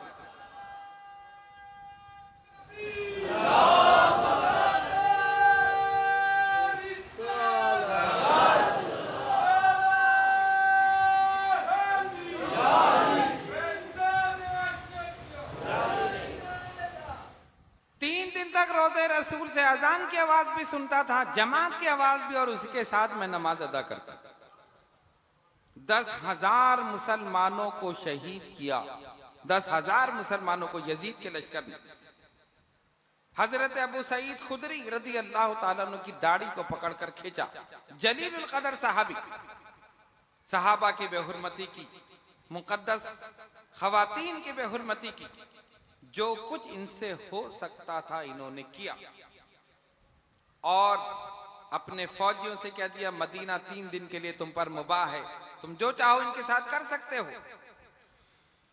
एक औरत अपने बेटे को छुड़ाने के लिए आई। मुस्लिम बिन उकबा ने कहा क्यों आई है? कहा मेरा एक ही बेटा है, मैं माफी मांगने आई हूं, इसे छोड़ दो, इसे माफ कर दो, इसका क्या कसूर है? उसने जल्लादों से कहा इसका सर उतार दो। मां के सामने इकलौते बेटे को कत्ल किया गया और सर उठाकर उसकी मां को दे दिया, जा ले जा। तू इस पर खैरियत नहीं चाहती कि तुझे हमने जिंदा छोड़ दिया है, बेटे की रिहाई के लिए आई है। वो रोती हुई चली गई, लेकिन उसने कसम खाई, ऐ इलाहुल आलमीन मैं कसम खाती हूं कि इसको जिंदा या मुर्दा मैं जलाऊंगी। किसको? मुस्लिम बिन उकबा को, जो सुपह सालार था यजीद की फौज का। इसको मैं जिंदा या मुर्दा जलाऊंगी, तो मुझे उस पर कुदरत दे, कसम खा ली। अब ये तो पहले ही बीमार था, जुल्म और सितम करके ये वहां से चला, और वहां से खबर मिली कि मक्के में बगावत हो गई। अब्दुल्ला इब्न जुबैर ने अपनी हुकूमत कायम कर ली, लोगों ने उनके हाथ पर बैत कर ली। वहां से यजीद का खत आया कि अब मदीने वालों को सबक सिखा दिया, अब मक्के जाओ। मदीने वालों को हर तरह से तंग किया गया, और मेरे आका सल्लल्लाहु अलैहि वसल्लम ने फरमाया जो अहले मदीना के साथ बुराई का इरादा करेगा, अल्लाह तबारक व तआला उसे इस तरह पिघला देगा जिस तरह पानी में नमक पिघल जाता है। फरमाया अहले मदीना से मोहब्बत करो, मेरे शहर के रहने वाले हैं, मेरी वजह से मेरे शहर के रहने वाले अहले मदीना, उनसे मोहब्बत करो। और जो इनसे बुराई का इरादा करेगा, अल्लाह तबारक व तआला इस तरह उसे पिघला देगा जैसे पानी में नमक पिघल जाता है। यकीनन उन बदबख्तों ने अहले मदीना से बुराई का इरादा क्या किया, उनके साथ हर बुरा काम किया। तो अल्लाह तबारक व तआला को तो उनको जहन्नुम में पहुंचाना था। जब यजीद की तरफ से हुक्मनामा मिला कि अब मक्के की तरफ रुख करो, वहां बगावत हो रही है, इस बगावत को कुचल दो, اب یہ بدبخت لشکر ظلم و ستم کرنے کے بعد یہاں سے روانہ ہوا، کہاں پر؟ مکہ معظمہ کی طرف۔ جب یہ چلنے لگے تو راستے میں مسلم بن عقبہ کی موت کا وقت آ گیا۔ بیمار تو تھا ہی، وہیں اس کی موت واقع ہوئی اور راستے میں ہی اسے دفن کر دیا، اور اس کی جگہ حسین بن نمیر، جس کو یزید نے دوسرا سپہ سالار بنایا تھا کہ اگر یہ مر جائے تو اس کی جگہ یہ ہو، اس کو بنا لیا، اور لشکر پھر آگے بڑھ گیا۔ اس عورت کو جس نے قسم کھائی تھی کہ میں زندہ یا مردہ اسے جلاؤں گی، اس کو خبر ہو گئی کہ وہ مر گیا ہے اور اسے دفن کر دیا گیا۔ وہ کچھ لوگوں کو لے کر آئی، اس کی قبر کا معلوم کیا، کہاں پر ہے؟ انہوں نے کہا یہاں ہے۔ اس نے کہا کھودو۔ کیا کرنا ہے؟ کہا نہیں کھودو۔ کھودا، لیکن جب قبر کھولی تو حیران کن منظر دیکھا کہ ایک کالا ناگ اس کی گردن میں لپٹا ہوا ہے اور اس کی ناک اپنے منہ میں لے کر چوس رہا، اور دوسرا کالا ناگ اس کے پیروں میں لپٹا ہوا ہے۔ لوگ دیکھ کر ڈر گئے، پیچھے ہٹ گئے۔ اس سے کہا تو کیا چاہتی ہے؟ کہا میں نے قسم کھائی تھی زندہ یا مردہ اسے جلاؤں گی۔ اب کیوں جلائے گی؟ اللہ کا عذاب تو نازل ہو چکا، تو اپنی آنکھوں سے دیکھ رہی، ایک سانپ گردن میں لپٹا ہوا ہے، ایک پیروں پہ لپٹا ہوا، اس سے زیادہ عذاب کیا ہوگا؟ کہا نہیں نہیں نہیں، یہ نہیں ہو سکتا، اس نے میرے سامنے میرے اکلوتے بیٹے کو قتل کیا اور گردن اتار کر مجھے دے دی، میں نے اسی وقت قسم کھائی تھی میں پوری کروں گی۔ انہوں نے کہا کیسے پوری کرے؟ اس نے کہا ٹھہر جاؤ۔ 2 رکعت نفل ادا کیے، اللہ کی بارگاہ میں دعا کی، مولا میں نے قسم کھائی تھی، تو بے شک اسے عذاب دے رہا ہے، لیکن مجھے اس پر قدرت دے دے تاکہ میں اس کو جلا دوں۔ دعا کی، اس کے بعد ایک چھڑی لے کر آئی اور آہستہ سے سانپ کے ماری تو وہ سانپ اتر کے چلا گیا۔ پھر پیروں کی طرف آئی، ایک چھڑی ماری تو جو سانپ پیروں پہ لپٹا ہوا تھا وہ بھی چلا گیا۔ جب سانپ چلے گئے دونوں، اس نے لوگوں سے کہا نکالو اس کی لاش۔ اس کی لاش کو نکالا اور اپنے سامنے جلایا۔ اللہ تبارک و تعالی نے دنیا ہی میں دکھا دیا میرے رسول کے مقدس شہر کی بے حرمتی کرنے والے جہنم میں جلے گا، دنیا ہی میں جل جائے، دنیا ہی میں جل گیا۔ عبرتناک موت ہوئی اس کی۔ اس کے بعد اب یہ لشکر روانہ ہوا اور مکہ معظمہ پہنچ گیا۔ وہاں پر حضرت عبداللہ ابن زبیر رضی اللہ تعالیٰ عنہ، اور وہاں پر کافی تعداد میں مسلمانوں نے ان کے دستے مبارک پر بیعت کر لی، خلافت قائم ہو گئی۔ اب یہ لشکر پہنچا، اس نے پھر مکہ معظمہ کا محاصرہ کر لیا اور ان سے وہی درخواست کہ بیعت کریں۔ وہ کیسے بیعت کریں؟ وہ تو بیعت کر چکے تھے، اور جو ظلم و ستم یہ مدینے میں کر آئے تھے وہ ساری خبریں پہنچ رہی تھیں۔ اس نے جبل ابو قبیس پر اپنی منجنیق نصب کر دی، جیسے کہ آج ٹینک ہوتے ہیں نا، اس میں گولا بھر کے دور تک پھینکا جاتا ہے، تو اس زمانے کا جو ٹینک تھا اسے کہتے تھے منجنیق۔ اس میں صرف پتھر ہوتے تھے، یہ گولے والے نہیں ہوتے تھے، یہ تو آج کل کے دور کی ایجاد ہے۔ بڑے بڑے بھاری پتھر اس میں رکھ کر دور پھینکے جا سکتے تھے، تو اس منجنیق کو کسی اونچی جگہ نصب کرتے تھے اور وہاں سے وہ بھاری پتھر پھینکتے تھے۔ وہ اتنے بھاری ہوتے تھے کہ مکانات بھی اس سے مسمار ہو جاتے، اور انسانوں پر گرے تو آپ تو ظاہر ہے آپ جانتے ہیں کہ اس کا کیا حشر ہوتا ہو۔ اس بدبخت نے جو یزیدی فوج کا سپہ سالار تھا، منجنیق کو جبل ابو قبیس پر نصب کیا اور اس کے بعد سنگباری کی، جس سے بیت اللہ کی دیواریں ہل گئیں اور بیت اللہ کا پردہ جو تھا غلاف وہ جل گیا۔ اللہ کے گھر کی بے حرمتی کی، اللہ کے گھر کی بے حرمتی، اور حکم یہی پہلے بیعت کرو ورنہ ہم معاشرہ نہیں توڑیں گے۔ ارے وہ مسلمان کیسے بیعت کرتے؟ تم بیت اللہ کی بے حرمتی کر رہے ہو، اللہ کے مقدس گھر کی، ادھر مسلمانوں کا قتل عام کیا ہے، ادھر حضور کے شہر کی بے حرمتی کی، مسجد نبوی کی بے حرمتی، 10,000 مسلمانوں کو شہید کیا، یہ ساری چیزیں پھر ہم کیسے بیعت کر لیں؟ انکار کر دیا۔ لڑائی شروع ہو گئی، ایک دن لڑائی ہوئی کوئی فیصلہ نہیں ہوا، دوسرے دن لڑائی ہوئی کوئی فیصلہ نہیں ہوا، تیسرے دن انہوں نے کہا ہم فیصلہ کن جنگ لڑیں گے۔ ادھر سے خبر آئی کہ یزید वासिल जहन्नम हो गया, मर गया। जैसे ही खबर पहुंची, हजरत अब्दुल्ला इब्न जुबैर ने वहीं से पुकारा, ओ शैतानों, ओ बदबख्तों, तुम्हारा शैतान मर गया है, भाग जाओ। बुलंद आवाज से कहा। और जब यजीदी लश्कर में खबर पहुंची कि यजीद मर गया, इनके कदम उखड़ गए, सर पर पैर रखकर वहां से भागे, सर पे पैर रखकर वहां से भागे।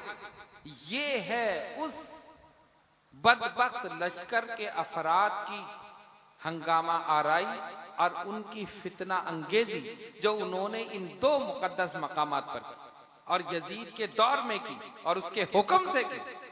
इसलिए उसको किसी तरह इन इल्जामात से बरी नहीं किया जा सकता। अफसोस की बात है, पता नहीं इन लोगों को क्या है कि उसको जन्नती बनाने की कोशिश में किसी तरह यजीद जन्नती हो जाए। मैंने कहा ऐसा ना हो कि उसको बनाते बनाते तुम जहन्नुमी ना हो जाओ, अपनी फिक्र करो। कहते नहीं, हुजूर ने फरमाया पहला लश्कर जो कुस्तुनतुनिया की तरफ जाएगा उसके लिए मगफिरत है। हम कहते हैं हाँ ठीक, यह हदीस मौजूद है और बुखारी की हदीस है। हुजूर ने फरमाया अव्वलु जैशुन, पहला लश्कर कुस्तुनतुनिया, इस्तांबुल, आज तुर्की में जो दारुल खिलाफा इस्तांबुल है उसका पुराना नाम है कुस्तुनतुनिया। नबी पाक अलैहिस्सलातु वस्सलाम अपनी निगाह नबुव्वत और रिसालत से उस वक्त के दौर को भी देख रहे। लोग कहते हैं नबी को दीवार पीछे का इल्म नहीं, हुजूर की शान उस वक्त देख रहे हैं और उस वक्त बशारत दे रहे हैं उस लश्कर की। और वो लश्कर कब गया? हजरत अमीर माविया रदी अल्लाह ताला अन्हु के दौर में। इन लोगों की कैफियत ये थी, ये कैसर और किसरा की जो हुकूमतें थी, ये मुसलमानों को कुछ समझते नहीं थे। अरे ये मुसलमान क्या हैं, ये तो अरब के चरवाए हैं, इनको हम मुट्ठी भर मुसलमानों को कुचल दे, हम खत्म कर दें। तो ये सरहद पे आकर छेड़छाड़ करते थे, जो मुसलमानों की सरहद थी वहां आके छेड़छाड़ करते। दो चार मुसलमानों को मार दिया, दो चार को शहीद कर दिया, दो चार को जख्मी कर दिया, माल और असबाब लूट लिया, जो करीब की आबादियां थी ये करके चले जाते थे। तब हजरत अमीर माविया रदी अल्लाह ताला अन्हु ने ऐलान किया कि हम कुस्तुनतुनिया पर हमला करेंगे, एक लश्कर में भेज रहा हूं। जैसे ही आपने ऐलान किया, जलीलुल कदर सहाबा जो मदीना मुनव्वरा में थे, मक्का मुअज्जमा में थे, शाम में थे, इराक में थे, जहां जहां थे, जिस जिसको ये खबर मिली वो जंग के लिए तैयार, लश्कर में जाने के लिए तैयार। क्यों? हुजूर अलैहिस्सलातु वस्सलाम की ये हदीस मुबारका उनके जहन में थी। पहला लश्कर जो कुस्तुनतुनिया की तरफ जाएगा, हुजूर ने फरमाया मगफूरुल लहुम, वो बख्शा हुआ, उसकी मगफिरत। तैयार हो गए सारे। और आपको हैरत होगी कि कुस्तुनतुनिया जाने के लिए सिर्फ दो रास्ते, बर्री और बहरी, तीसरा रास्ता नहीं। हवाई जहाज तो थे ही नहीं। सर्दी का मौसम, सख्त सर्दी, और सर्दी भी ऐसी नहीं बर्फबारी हो रही। ऐसे मौसम में समंदर में तैरना हिम्मत है किसी की? कोई तैर सकता है ऐसे मौसम में? तुम अपने स्विमिंग पूल में तैर के दिखा दो तो पता चल जाए। कुर्बान हो जाओ उन सहाबा पर, जिहाद के लिए समंदर में तैरते हुए कुस्तुनतुनिया पहुंच गए, सिर्फ इसलिए कि बशारत पहले लश्कर के लिए, इस पहले लश्कर में हमारा नाम आ जाए, हमारी मगफिरत हो जाए। बर्री रास्तों से भी गए, उधर उनको पता चला, उन्होंने अपने जो दीवारें थी किले की जबरदस्त और जो दरवाजे थे उनको बंद कर दिया, खड़े हो गए मोर्चों पर देखने के लिए। मुसलमानों की जुर्रत, बहादुरी, इतनी बुलंद दीवार, उस पर चढ़ना शुरू हो गए। वो हैरान हो गए, ये जिन है, कौन है? एक सहाबी की दोनों टांगे काट दी, तब वो वहां से गिरे और उनकी शहादत हो गई। उनका मजार इस्तांबुल में मौजूद है, इस फकीर ने उसकी जियारत की, मजार मुबारक। और उनकी तारीख में ये लिखा है कि किसी को पता नहीं था कि उनका मजार यहाँ पर है। एक बूढ़ी औरत को उन्होंने बशारत दी कि हम इस लश्कर में शरीक थे, मैं इस दीवार पर चढ़ रहा था किले की, तो इन्होंने मेरी दोनों टांगे काट दी, मेरी शहादत हुई और यहीं मेरी तदफीन हुई। मेरा मजार इस दरख्त के नीचे है। और जब काफी अरसे के बाद जब बशारत हुई है और मजार खोला गया है, जिसमें मुबारक वैसे ही मौजूद है। हुजूर के सहाबा जिंदा हैं तो नबी बदरजे औला जिंदा। اور تصدیق اس سے بھی ہوئی کہ ان کی دونوں ٹانگیں کٹی ہوئی. اسی طرح دیگر صحابہ، وہ پورا لشکر جو تھا وہ شہید ہو گیا، پورا لشکر. اور اس لشکر میں حضرت ابو ایوب انصاری رضی اللہ تعالیٰ عنہ بھی تھے، میزبان رسول صلی اللہ علیہ وسلم.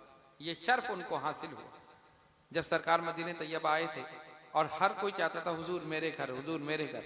فرمایا چھوڑ دو اس اونٹنی کو، معمور من اللہ ہے، جہاں بیٹھ جائے گی وہیں ہمارا قیام ہے. چھوڑ دیا سب نے. اونٹنی جا رہی، ادھر دیکھتی ہے ادھر دیکھتی ہے، جا کے بیٹھی حضرت ابو ایوب انصاری رضی اللہ تعالیٰ عنہ گھر کے قریب. انہوں نے عرض کی سرکار تشریف لے. وہ جلیل القدر صحابی کہ جب کھانا حضور کی بارگاہ میں بھیجتے تھے تو نبی پاک علیہ الصلوۃ والسلام پلیٹ میں جس جگہ سے تناول فرماتے تھے اور سرکار کی مقدس انگلیوں کے نشان تھے، یہ اسی جگہ سے کھاتے تھے، برکت کے لیے کہ میرے رسول کے ہاتھ ادھر لگے ہیں، دستے مبارک اسی جگہ سے کھاتے. ان کے فضائل بے شمار ہیں. وہ عظیم صحابی وہ بھی اس لشکر میں موجود تھے، لیکن ان کی شہادت نہیں ہوئی، اس سے پہلے ہی ان کا وصال ہو گیا ایک بیماری میں. ان کا مزار مبارک آج بھی استنبول میں موجود ہے اور مرجع خاص و عام ہے. استنبول کے لوگ وہاں جاتے ہیں اور دعائیں کرتے ہیں اور اپنی مرادیں پاتے ہیں صحابی رسول کے مزار پر.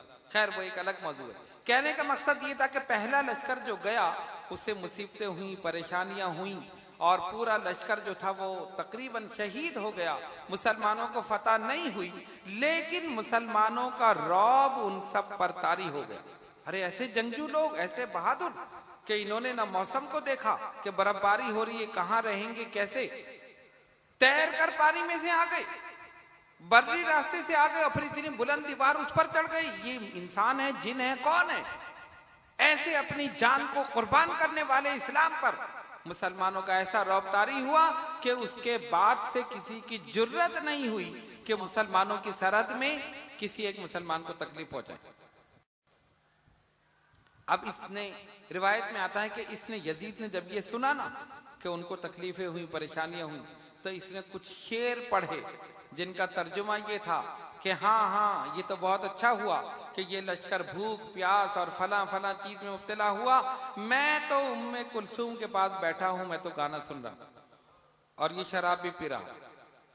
اس قسم کی باتیں جب حضرت امیر معاویہ کو پتہ چلا تو انہوں نے زبردستی اس کو بھیجا.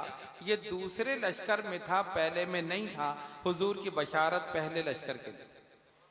یہ علماء نے تحقیق سے اس کو ثابت کیا. تو اب یہ لوگ اس بات میں لگے ہوئے ہیں کسی طرح یہ ہو جائے کہ یہ پہلے لشکر میں تھا تاکہ وہ جنتی ہو جائے، تاکہ ہم یہ کہتے ہیں کہ چلو اس نے کچھ بھی کیا، لیکن کیونکہ وہ پہلے لشکر میں تھا اور حضور نے فرمایا جو اس لشکر میں ہوگا مغفور لہم، ان سب کی مغفرت ہو گئی، لہذا اس کی بھی مغفرت ہو. پھر دوسرا کہتے ہیں کہ نہیں، اس کو تو پتہ ہی نہیں تھا کہ اتنا بڑا واقعہ ہو گیا. اس نے تو ابن زیاد سے کہا تھا کہ حسین کو بلا کر میری بیعت لو، اور ابن زیاد نے بیعت لی. بیعت لینے کی کوشش کی، امام نے انکار کیا، جنگ ہو گئی، ان کو شہید کر دیا. بعد میں سر اس کے دربار میں گیا تو اس کو افسوس ہوا.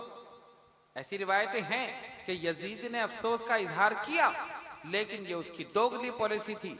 وہ یہ بتانا چاہتا تھا کہ مجھے کچھ پتا نہیں ہے. آپ خود سوچ سکتے ہیں، پہلی بات اگر اس کو اس واقعے کا پتا نہیں تھا، اگر ہم فرض کر لیں اسے پتا نہیں تھا، ابن زیاد نے کیا، چلو ہم مان لیتے، لیکن جب پتا چلا تھا تو ایک ایک قاتل کو سزا دینی چاہیے تھی یا نہیں؟ سزا دینی چاہیے. تم نے ایسا کیوں کیا؟ نبی کے نوازے کے ساتھ ان سب کے جسموں کے ٹکڑے کر دیتا، اڑا دیتا یا جلا دیتا، ختم کر دیتا، ثابت کرتا کہ نہیں میں محب ہوں، مجھے یہ پتا نہیں تھا کہ اتنا بڑا واقعہ ہو گیا، اور جن لوگوں نے کیا میں نے ان سب کو ختم کر دیا. نہیں، کسی ایک کو سزا نہیں ملی.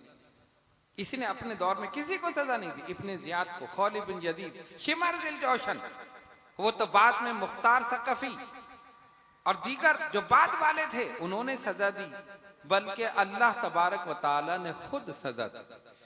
جس نے حضرت علی اصغر کے حلق میں تیر مارا تھا اس کو ایسی پیاس لگی کہ پانی پیتا جاتا تھا، پیاس بڑھتی جاتی، پیاس بڑھتی جاتی.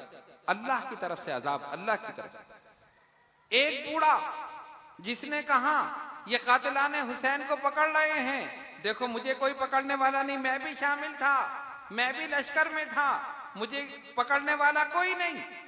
روایت میں آتا ہے اپنے گھر میں چراغ لے کر نکلا، چراغ اپنے اوپر گر گیا، کپڑوں میں آگ لگ گئی، پانی ڈالتے تھے، پانی تیل کا کام کرتا تھا، آگ اور بڑھتی تھی، اسی میں جل کر راکھ ہو۔ امام حسین رضی اللہ تعالیٰ عنہ کو تکلیف دینے والے، ان کو شہید کرنے والے، اذیت دینے والے، اللہ نے دنیا ہی میں ان کا عبرتناک انجام کر دیا، لیکن اس نے کسی کو سزا نہیں دی، یزید نے کسی کو سزا نہیں دی۔ اسی لیے ہم یہ کہتے ہیں کہ یہ بری الذمہ نہیں ہے۔ افسوس ہے ان لوگوں پر کہ وہ کہتے کہ نہیں کسی طرح، پتہ نہیں اس سے کیا ہمدردی، ہو سکتا کوئی رشتہ داری ہو اس سے شاید یزید سے، تو کہ نہیں ہمارا رشتہ دار، ہمارا بھائی یہ بیچارہ جہنم میں جا رہا ہے، چلو اس کو پکڑ لو۔ میں نے کہا ایسا نہیں، اس کو جنتی بنانے میں تم خود جہنمی ہو جاؤ۔